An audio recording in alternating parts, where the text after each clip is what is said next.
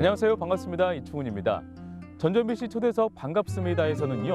2021년 새해를 맞이해서 전북의 4대 종단 지도자들을 만나다라는 주제로 함께하고 있습니다. 오늘은 그 네 번째 시간으로 불교의 깨달음을 통해서 삶의 방향을 찾아보려고 하는데요. 지리산의 천년고찰이죠. 실상사의 도법 스님을 만나러 왔습니다.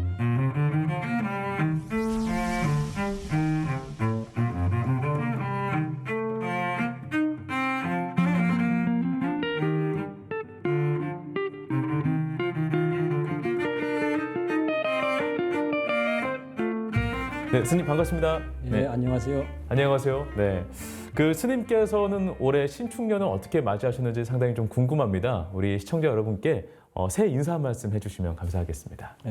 코로나 상황이 우리에게 어쨌든 어마어마한 무게로 와 있잖아요. 어쩌면 우리는 코로나 앞에서 지금 전전긍긍하고 있는 셈인데 제 개인적으로는 그런 문제들이 많이 있다고는 하지만 그럼에도 불구하고 삶의 어떤 질적 내용을 전환시키고 향상시킬 수 있도록 하는데 뭔가 우리가 큰 기회가 될 수 있는 것이 지금 코로나 상황이라는 생각이 들어서 어쨌든 더 철저하게 좀 인생 공부를 좀 해야 되겠다 그런 마음으로 맞이했습니다. 네, 바이러스가 이렇게 확산되고 있는데 그게 좀 잡히지 않는 가운데 이제 새해를 저희가 또 맞이하게 됐어요. 스님께서는 이 코로나19 사태를 어떻게 바라보고 계시는지도 궁금합니다. 저는 뭐 코로나19 사태가 새로운 현상이라고 보지 않습니다. 늘 있는 일인데 지금 와서 크게 문제가 되는 것은 결과적으로 교통이나 이런 것들이 굉장히 첨단화되어지기도 하고 그야말로 지구가 한 동네가 되다 보니까 한 모퉁이에서 생긴 것이 지구화 되어버린 거잖아요. 이건 그러니까 어쩌면 현대사회 기술 문명 때문에 이게 범지구화 되어진 것이죠. 만약에 옛날에 우리가 걸어다니는 시대였다고 한다면 아마 중국 그 한 동네에서 끝나지 않았겠어요. 이런 것들이. 그렇지 않습니까? 그렇죠. 이런 때일수록 우리가 우리가 살아온 삶을 좀 잘 성찰할 필요가 있다는 생각이 들고 그래서 우리가 나를 어떻게 알고 사는가, 너를 어떻게 알고 사는가, 또는 이 자연을 어떻게 알고 사는가 하는 문제죠. 나를 잘 알고 너를 잘 알고 자연을 잘 알고 살았으면 아마 코로나 상황도 이렇게 나타나지는 않았을 것이고 그래서 결국은 그 문제를 야기시키는 주체도 인간 자신일 수밖에 없고 해결책을 찾는 것도 인간 자신일 수밖에 없다고 봐요. 그런 것들이. 그런데 이제 뭐 세세한 이야기는 뭐 너무나 할 얘기들이 많겠지만 아주 근원적인 것들을 단순화시키면 결국은 첫 번째는 자기 자신을 잘 몰랐기 때문입니다. 동시에 인간을 잘 알고 자연을 잘 알고 보면 마찬가지로 자연과 인간도 마찬가지입니다. 결국은 나를 알고 너를 알고 인간을 알고 자연을 알고 보면 그 내용 자체를 들여다봤을 때 그 내용이 뭐냐면 온 우주가 공동체적으로 이루어져 있습니다.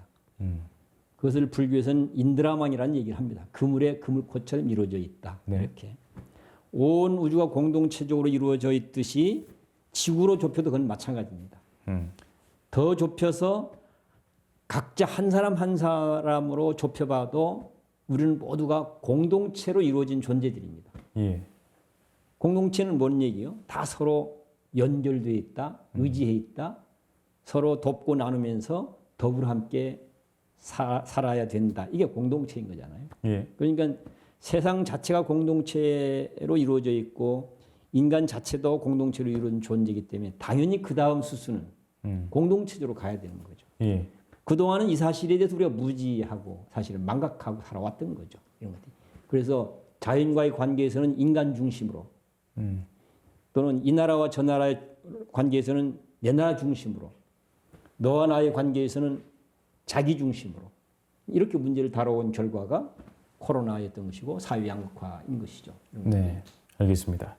그 우리 스님께서는 수년 전부터 그 생명과 평화 그리고 이 공동체 문화를 강조하시면서 여러 그 공동체 기관에서 활동을 해오고 계세요. 이 사찰 인근에서 운영되고 있는 여러 공동체 활동과 운영에서도 지난 1년간 좀 큰 변화가 있었나요?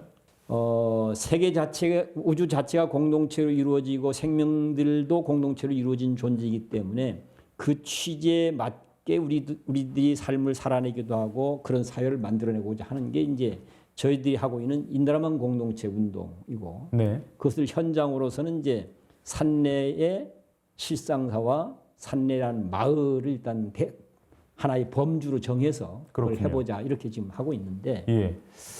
글쎄요, 이제 그동안은 이런 부분에 대해서 우리 공동체 구성원들도 약간 긴가민가 했었어요. 근데 요번 이제 코로나를 겪으면서 확실하게 이게 공동체로 이루어져 있구나. 고로 우리가 공동체적으로 살기 위해서 정말 최선을 다해야 맞겠구나. 예. 그런 부분들이 좀 더 탄탄하게 그런 자각과 확신들의 토대가 더 좀 튼튼해졌다고 하는 게 이제 뭐 대표적인 변화라고 할 수 있을 것 같습니다. 그렇군요. 네.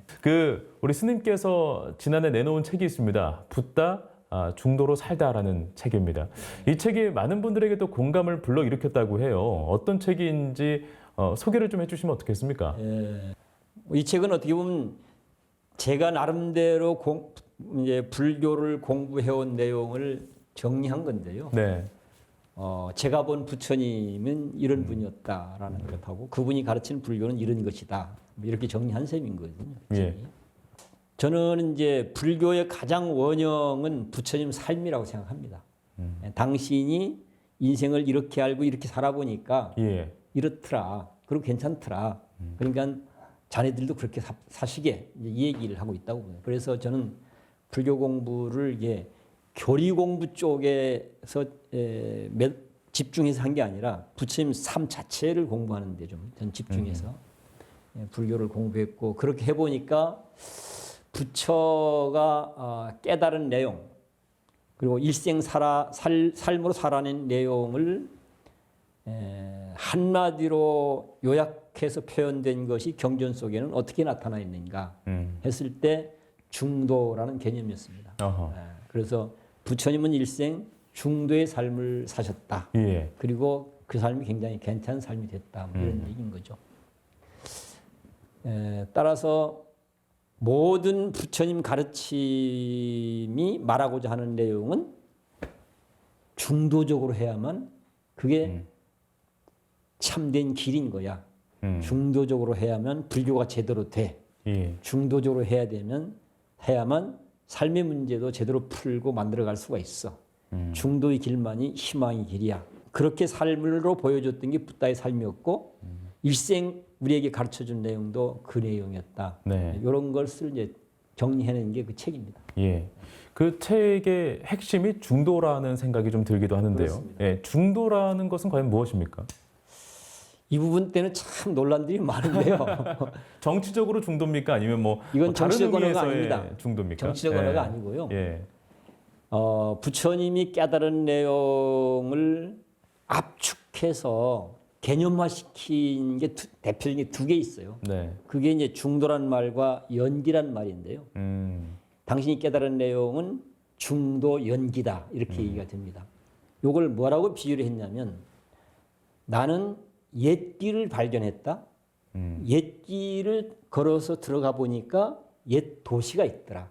당신이 깨달은 내용을 옛 길, 옛 도시로 비유를 얘기하고 있습니다. 네. 그래서 여기서 중도는 옛 길에 해당이 되는 겁니다. 연기는 옛 도시에 해당이 되고요. 그러니까 이거는 이제 좀 더 보태면 중도란 개념은 실천의 진리를 개념화한 것이 중도다. 예. 이건 그냥 부처님이 만들어낸 게 아니고 본래 있었던 길이에요. 네네네. 그다음에 두 번째는 그 길을 따라 걸어가 보니까 서울이라는 도시가 있는데 서울이라는 도시는 연기적으로 이루어져 있다. 연기적으로 이루어져 있다는 말은 그것이 그냥 이것저것 서울이라는 도시가 만들어질 수 있는 무수한 조건들이 잘 연결이 되어서 네. 이루어져 있다. 그 무수한 조건들이 잘 연결되어 있는 것을 연기라는 말로 표현하거든요. 그래서 하나는 실천의 진리로서의 개념이 중도인 것이고 존재의 진리로서의 개념이 연기인 것인데 이 중도란 개념이 부처님이 뜻한 의도와는 관계없이 대단히 정치화되어진 언어로 쓰이고 있는 거죠. 그렇죠. 예. 그래서 우리 민족이 나온 대표적인 사상가가 원효 스님인데 원효 스님의 그 화쟁이라고 하는 것도 결국은 중도의 길을 가면 결과로서 화쟁이 이루어진다. 그러니까 싸워서 고통스러운데 싸움이 해결될 수 있다. 지금 이런 얘기인 거거든요. 예. 중도의 길을 가면 화쟁이 이루어진다. 이게 원효의 화쟁론인 거죠. 알겠습니다. 연기라는 것은 아까 말씀하신 인드라망이랑도 좀 인드라망도 비유예요. 비슷한 개념인 것 같기도 하고요. 같은 의미인 것 같아요. 같은 내용을 비유로 설명한 거예요. 네네네. 연기는 논리적으로 설명한 것이고. 네네네. 알겠습니다. 우리 시청자분들께서 좀 더 이해를 더하기 위해서 그러면 이 중도의 삶이 추구하는 목표점은 과연 무엇입니까? 화쟁이죠. 화쟁. 우리는 싸워서 문제잖아요. 내부적으로도 분열과 다툼 때문에 문제고 외부적으로도 분열과 다툼 때문에 문제인 거죠. 그래서 그런데 부처님은 그걸 중도적으로 삶의 문제를 다루면 내부적이든 외부적이든 분열과 다툼의 문제가 중단될 수 있고 해소될 수 있고 그래서 편안하게 더불어 함께 살아가는 게 가능해지다. 편안하게 더불어 함께 살면 삶이 괜찮아져 지금 이 얘기인 거죠. 네. 그러니까 중도를 통해서 이루고자 하는 것은 제가 하는 운동으로 요약을 하면 생명평화라는 말로 요약이 될 수 있을 것 같아요. 이거군요. 네. 예. 생명평화. 이게 인드라망을 그림으로 그린 겁니다. 예. 생명평화. 그러니까 모든 생명은 공통적으로 바라는 게 뭐겠습니까? 생명이 안전하기를, 삶이 평화롭기를. 네. 아마 생명이 안전하고 삶이 평화로울 수 있다고 한다면 우리가 뭐 천국에 굳이 가려고 하겠어요? 극락세계 굳이 가려고 할 이유가 없잖아요. 예. 그게 안 되니까 그걸 찾아서 하는 거잖아요. 그래서 중도적으로 했을 때 우리가 희망하는 생명의 안전과 삶의 평화가 실현될 수 있다 하는 게 부처님 말씀인데 이것을 좀 비유로 이해를 돕는다고 한다면 코끼리와 봉사의 싸움 이 얘기 혹시 못 들어보셨어요? 코끼리와 봉사 싸움. 그러니까 코끼리에 대한 분분한 견해 때문에 봉사들이 싸우는 거거든요. 근데 이 싸움을 멈추고 해결을 해야 되는데 어떻게 해야 될까? 부처님 뭐라고 얘기하는 그 싸움은 어떤 논리를 발전시켜도 해답이 안 된다. 끝없이 창과 방패 싸움이 연속될 수밖에 없다. 공격, 방어, 공격, 방어 이런 거죠. 그런데 그 문제를 해결하는 길은 중도적으로 해야 된다 이렇게 얘기하고 있습니다. 그럼 그때 중도적으로 뭘까?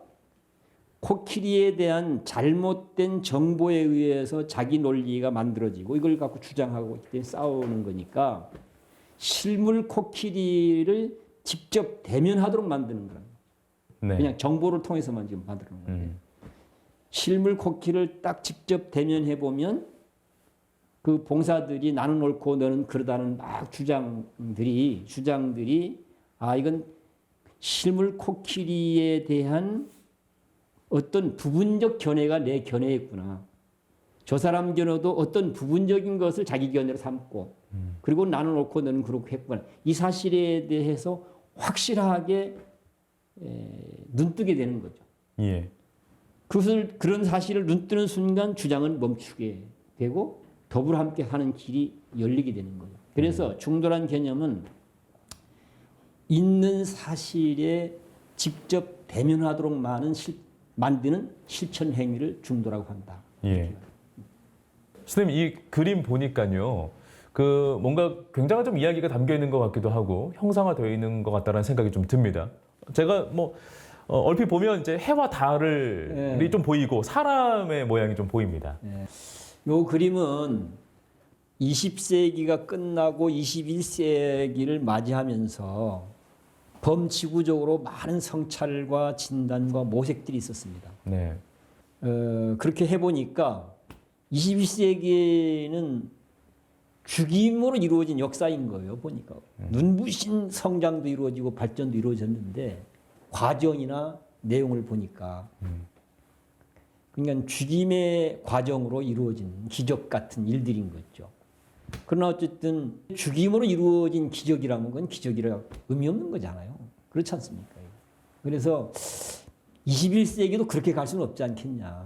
그럼 21세기는 죽임이 아니라 살림의 역사가 되도록 우리가 대안을 찾아야 된다. 네. 그렇게 해서 이제 2000년 초에 이 지리산을 대상으로 해서 대안운동을 광범위하게 펼치게 됩니다. 네. 거기에는 모든 종교인들과 시민사회가 함께해서 그러면 21세기 미래를 죽임의 역사가 아니라 살림의 역사가 되도록 하려면 도대체가 뭘 중심에 놓고 해야 되겠냐 해서 많은 토론 끝에 내린 결론이 생명 평화였습니다. 생명이 안전하게 삶이 평화롭게 여기에 도움이 되도록 기여가 되도록 생각하고 말하고 행동한다면 그건 사람이 사람다운 짓을 하는 것이고 예. 여기에 도움이 되지 않거나 방해가 되거나 해롭게 한다면 그것이 아무리 좋은 거라 하더라도 그건 사람이 할 짓이 아니다라고 정리한 거예요. 그래서 이거는 불교를 얘기하고자 해서 만든 거 아니고요. 그렇게 해서 이제 생명이 안전하고 평화로울 수 있는 길을 우리가 가야 된다. 그렇게 했을 때 이걸 어떻게 대중과 함께 만나서 대화하고 소통해서 함께 하도록 할 것인가. 예. 이런 고민을 하게 됐고 그런 고민 끝에 만들어진 게 이 작품인데요. 그렇군요. 그러면 구체적으로 설명을 더 해보면 첫째는 그렇다면 우리가 그렇게 소중하게 여기는 생명이라고 하는 게 도대체가 어떻게 생긴 거야. 두 번째, 우리가 이루고 싶어하는 평화는 도대체 어떤 상태야. 이 두 가지 질문에 대한 그림 설명입니다. 예. 제일 밑에가 사람, 오른쪽이 네 발 달린 동물, 그렇군요. 왼쪽이 새와 물고기, 해와 달. 네. 사람 머리 위쪽이 식물. 그러니까 우주 삼라만상을 아주 단순화시켜서 그림으로 표현한 건데요. 예. 말하고자 하는 메시지는 온 우주의 낱낱 존재들은 모두가 그물의 그물코처럼 이루어져 있다. 이런 얘기입니다. 그걸 불교적으로는 인드라만이라고 표현했습니다. 예. 설명을 좀 더 드리면 모두가 다 그물의 그물코처럼 서로 연결되어 있다. 서로 의지해 있다. 서로 영향과 도움을 주고받으면서 예. 존재하도록 되어 있다. 이게 우주의 진리고 생명의 진리다. 이걸 그림으로 표현한 것이거든요. 그러면 지금 여기 제일 밑에가 이제 각자 자기 자신입니다. 인간이죠. 예. 그럼 지금 여기 나의 생명은 어떻게 이루어졌을까? 우리는 보통 내 생명은 내 안에 있다고 생각합니다. 예. 네 생명이 내 안에 따로 있고 내 생명. 사실은 그렇지 않습니다. 그럼 어떻게? 한번 보죠. 제일 멀리 있는 게 태양입니다. 태양과의 관계를 단절시키면 지금 여기 내 생명은 존재할 수 없습니다. 더 좁히면 어떨까요? 밥이 안 들어오면, 예. 물이 안 들어오면, 산소가 안 들어오면. 이래서 사실 확인해 보면 지금 여기 내 생명은 온 우주의 유형 무형의 모든 것들이 참여하고 관계해서 지금 여기 내 생명이 존재하고 있는 거예요. 예.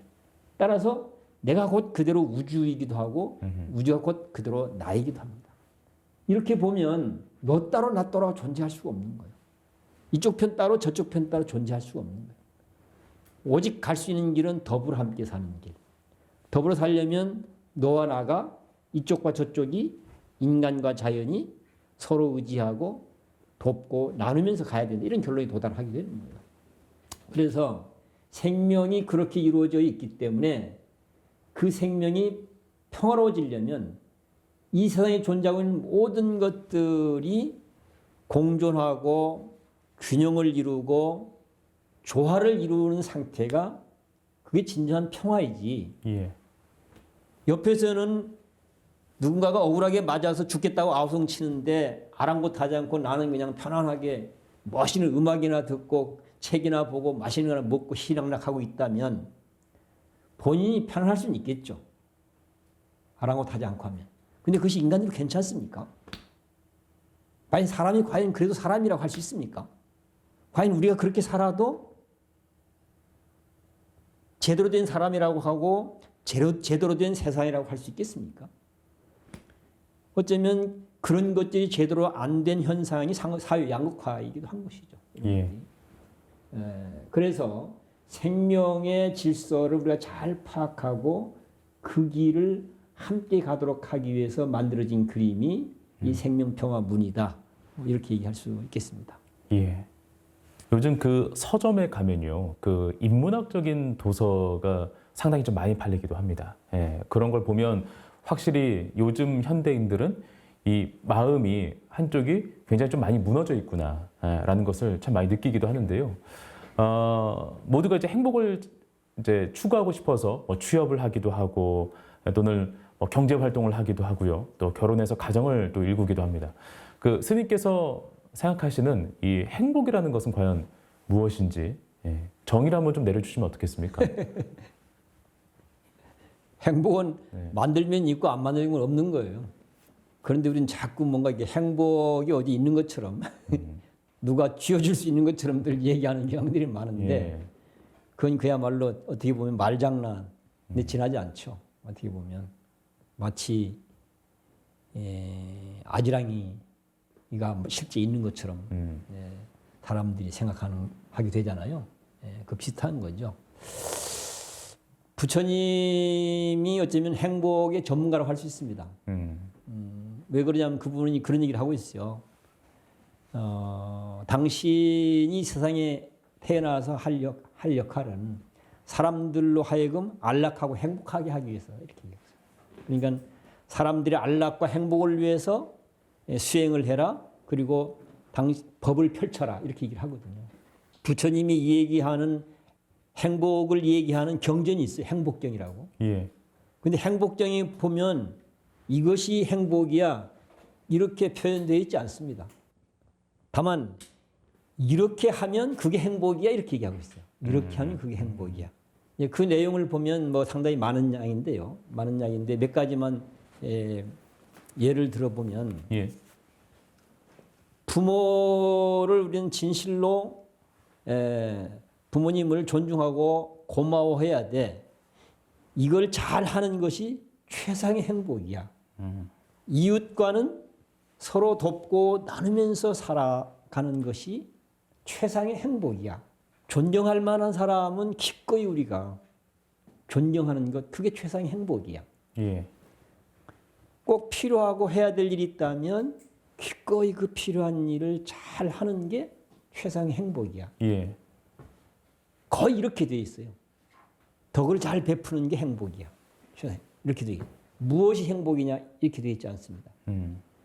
그래서 어쩌면 뭐 행복 도사라고 할 수 있는 부처님이 얘기하는 행복은 우리가 무슨 감각적으로 맛있으니까 행복해, 재미있으니까 행복해, 뭐 놀고 싶은 거 놀아서 행복해, 자고 싶은 거 자세, 이런 감각적인 기쁨과는 다르네요.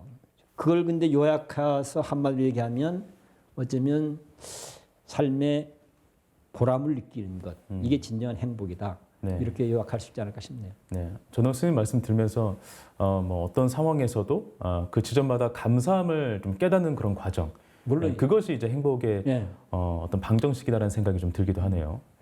마지막으로 혹시 뭐 우리 도민들께 당부 말씀이라든지 또는 뭐 전하고 싶은 말씀이 혹시나 남아 있다면 한 말씀 좀 듣고 마무리하도록 할까요? 제가 전라북도 도민으로 살고 있는데요. 네. 제가 살아보면은 인간이 뭐 행복 얘기들을 많이 하는데 그 행복의 조건들이 뭐 한두 가지가 아니잖아요. 그 중에 가장 바탕이 되는 것은 자기 삶에 대한 자신감과 자부심이라고 봐요.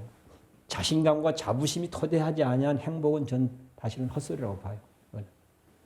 그렇게 봤을 때 전라북도 도민들은 전라북도가 갖고 있는 자연 생태적 자원 또는 역사 문화적 자원 이런 부분들에 대한 그런 자부심들이 좀 탄탄하게 구축되도록 하는데 아마 공을 좀 들여야 되지 않겠는가 그런 생각이 들고요.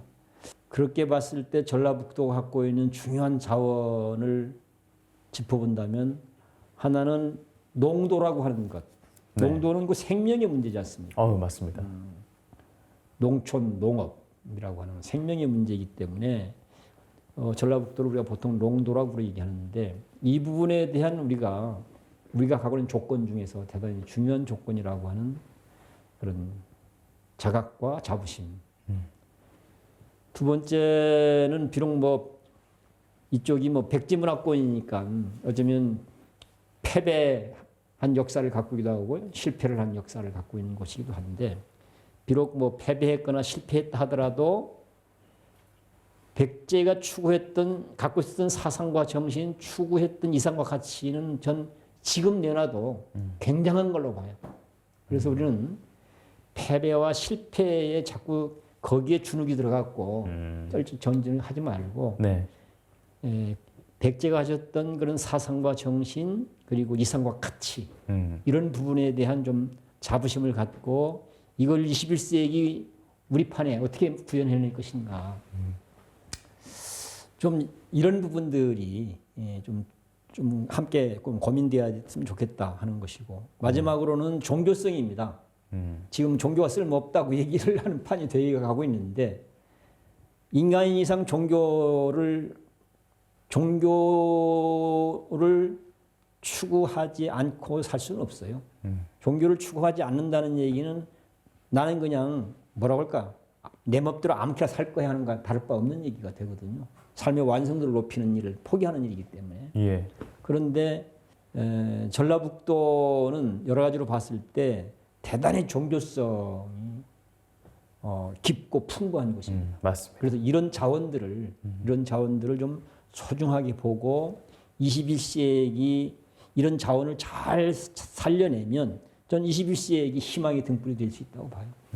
좀 전라북도 좀 그런 쪽으로 우리 도민들이 공을 들였으면 좋겠다는 주문을 좀 하고 싶습니다. 네, 알겠습니다. 올해는 우리 스님의 말씀처럼 전라북도 도민 모두 또 시청자 여러분 각자가 다들 자신 생명을 이렇게 다지는 그런 강한 자부심을 갖고 또 도민으로서의 또 자부심을 갖는 그런 하나가 되길 바라면서 오늘 귀한 말씀해주신 도법 스님께 감사하는 말씀 전하면서 오늘 마무리하도록 하겠습니다. 네. 오늘 고맙습니다. 네, 수고하셨습니다. 네.